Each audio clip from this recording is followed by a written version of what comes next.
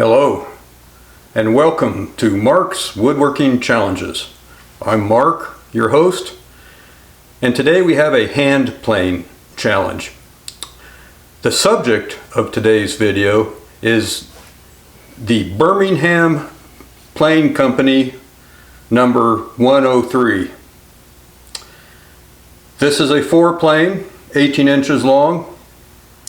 And what will strike you right away about this plane is that it just epitomizes the word primitive. All iron, flat metal slab for the bed of the plane. No wood anywhere, no brass anywhere. It's heavy. It just reeks primitive. It kind of makes me want to grunt whenever I look at it. Urgh. Manly plane. In just a minute, we're going to take a close-up look at this plane, take it apart, see what makes it tick. But for right now, let's do a brief history of the Birmingham Plane Company. The company was started in 1885. There was a patent granted in 1884 for the iron planes, all iron planes. In 1891, the company reincorporated as the Derby Plane Company. And in 1900, it was bought by the Union Manufacturing Company, who makes, of course, Union planes. And of course, from there, Union was eventually bought out by Stanley in 1920. So already you can see that frequent name changes after only a few years, 5 to 10 years, already that's not a good sign for any particular plane company. Now in this particular case, as I said, the patent for it was granted in 1884. However, another patent was granted to the company for what the so-called Birmingham B plane in 1891. And that plane looked nothing like this one. And in fact, if you didn't look closely, it would look a lot like a Stanley Bailey plane. So I have not been able to find exactly how long they made these iron planes, but I have a suspicion that once they obtained the B patent for the Birmingham B plane, that probably they didn't make the iron planes much longer after that. If anyone knows for sure and has a reference, by all means, please leave a comment. Okay, so we've covered a bit of the history. Let's take a look and see what makes this plane tick. This is the Birmingham Plane Company number 103. It's 18 inches long, front to back. And that makes it a foreplane. It's all iron construction. As you can see, it's just a flat bar of iron for the bed of the plane. Handles of iron, knobs of iron, all cast as one piece. The depth is adjusted by this handle. You turn it like this to make it go up or down, to make the depth of cut greater or smaller. that operates by this piece right here is a little stud mounted on the shaft eccentrically, so that when you move the handle, it makes the blade go up and down. The plane has no direct lateral adjustment. If you need to do lateral adjustment, you have to basically drag the cutter to one side or the other. Let's take it apart. We'll do an inventory of the parts. This is the cutter. Two noteworthy features. One is it's a laminated cutter. You can see here, I hope, that there's a boundary right here where a piece of steel has been welded to the rest of the cutter. You can also see on the side of the plane, we will try to get that in view, but it might not work. You can clearly see where the thin piece of hard steel that gives a good cutting edge is welded to the larger piece of steel, softer and probably less expensive. So it has a laminated cutter that is sometimes seen on Stanley planes. The other feature of this is there's a little tab right here. We are pretty sure that it should have been bigger. It looks like maybe it must be broken off. I can't imagine that it's that small when it's new. That tab is supposed to mate with these grooves. This piece is what I'm calling the frog. There's a cavity right here which mates with this projection cast into the body of the plane, like so.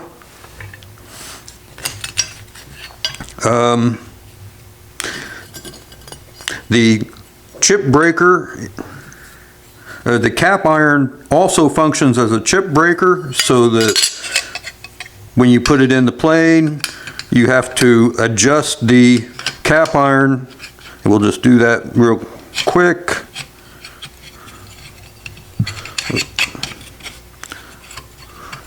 There it goes. So you move the cap iron up and down so as to make the cap iron be the appropriate distance from the cutting edge to get proper chip breaking function.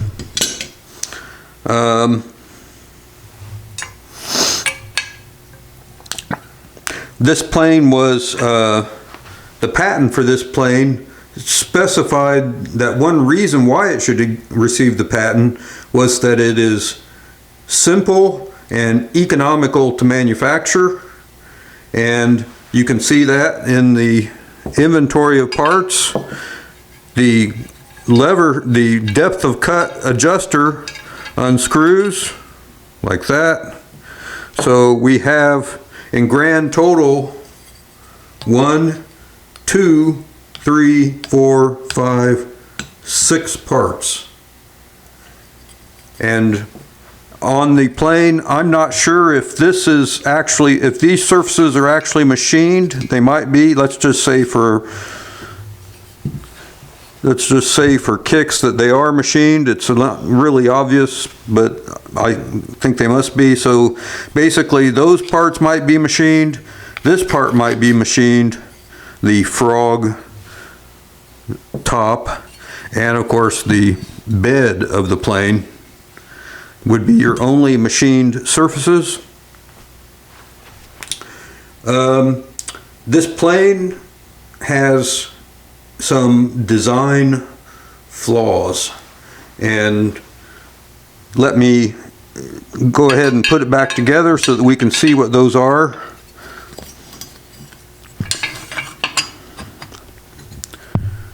Oops, forgot to need to put this guy back in. This depth of cut adjuster should be pretty much all the way in, or else it's not doing its job, which I'll explain in just a minute. You can see how easy this is to put back together. There we go. Okay.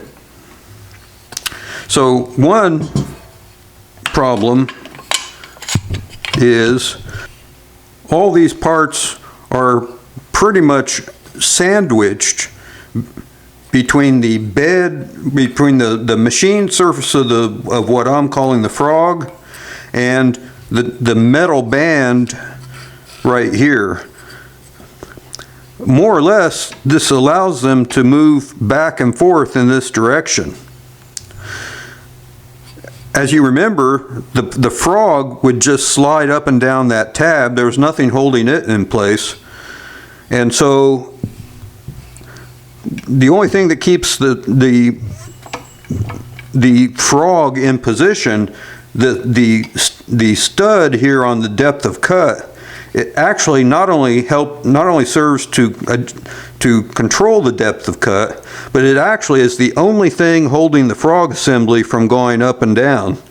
So if that's got to be in position, and it's got to be engaged with this slot. But even then, you know, it's not a super tight fit, so the whole frog assembly can go up and down like this. So the only way you can eliminate that play is to crank down on the knob so hard that that you get friction down here that keeps it from moving, and it doesn't do a very good job of that, as I'll explain in a minute.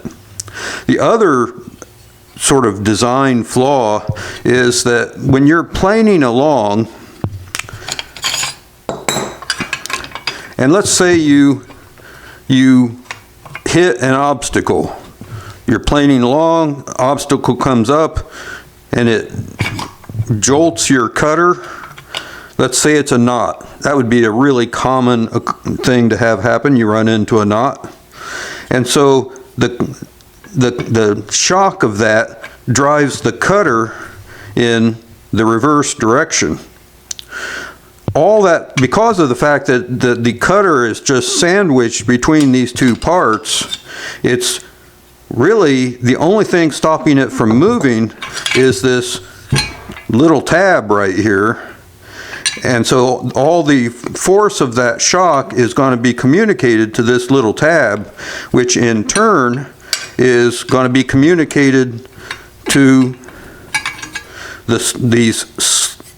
these grooves cut in the surface of the frog.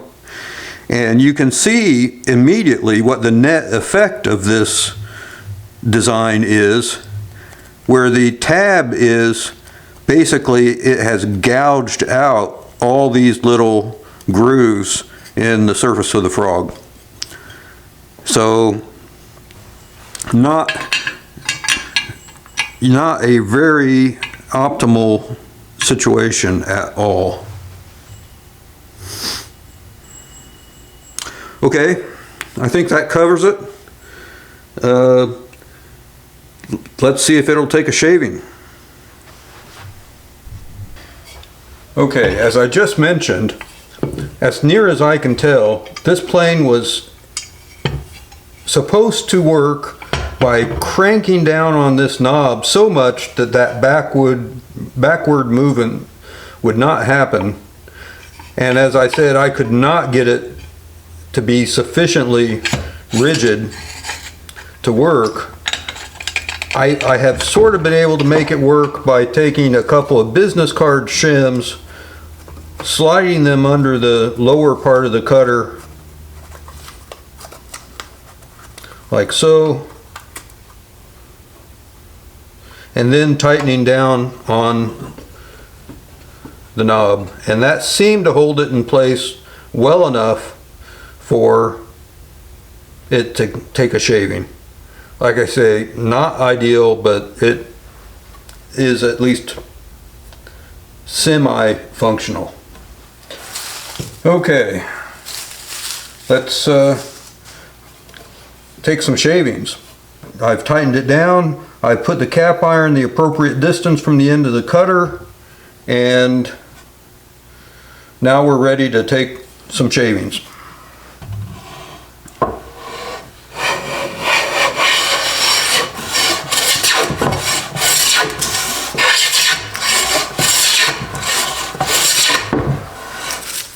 Normally, on a plane that's functioning very well, I like to go slow and try to get a continuous shaving.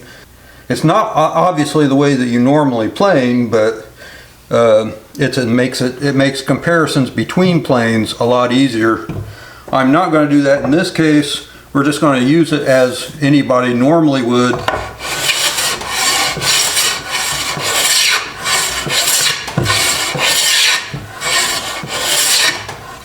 You know, it's working. Would this be good enough for it to function as a foreplane? I don't know. Maybe it would. I don't know. If anyone else has better experience with it than I have, by all means, let's leave some comments. Otherwise, we're going to call that the shaving test for the Birmingham 103. Well, let's wrap it up and summarize what we've learned about this plane. My feeling is that this is one of those planes that was not ready for prime time. It has, as we said, a clear design flaw. That is, just there was not enough support given to the blade, so whenever it hit an obstacle, things were going to break. And you saw it when we looked in detail at the cutter and the frog. You can see what happened and how it broke. As I said, I think it was probably the plane was only manufactured for maybe half a dozen years, and that's probably why. I think if you have a plane that's not very competitive in the marketplace, you want to patent that B plane and get it out as fast as possible. That's a little speculative on my part, but I have a suspicion that that's what happened. In this particular plane, I don't think it got used very much. The length of the blade is still very long, and if I were the owner of this plane, I would be upset, because the plane cost $4.75 when it was new, and I only got a few years worth of service out of it. The Stanley number 6 only cost $3.20. I mean, I could have had, so basically I could have this plane for $4.75 and have it last only a few years, or I could have a Stanley number 6 that would probably last 100 years or more. So I just feel like if I was the owner, I would feel like I got a bad deal. But fear not, there are other things that we can do with this plane. So many uses. So and let's just summarize those. The most obvious use is somewhere out there is a collector who has every version of this plane except the 103, and for that collector I would make him a good deal. But that's the sort of easy case. The second thing I would do if I were wanting to find other uses for this plane, second thing I would do is take the blade out. It's got the nice laminated blade, 2 3/8 inches wide, so I would want to recycle that if at all possible. the blade was probably you could say that the blade was maybe the most quality part of the plane. But from there it goes downhill. We could, of course, make a doorstop. It's nice and heavy. We could, another thing we could do is it would make a perfect boat anchor. Just put a chain on it and there's a little hole. But it gets worse from there. As I said, it's very heavy. So you've got instant physical fitness opportunities with this plane. Especially, you need to do those curls, so this plane is there for you. Lastly,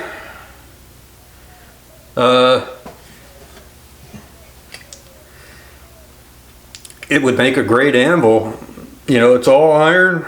You'd have to put some supports under the ends of it to hammer on it and make sure that you didn't like break it in the middle or something like that. But with a little bit of work, you could put it on a stand and hammer on it.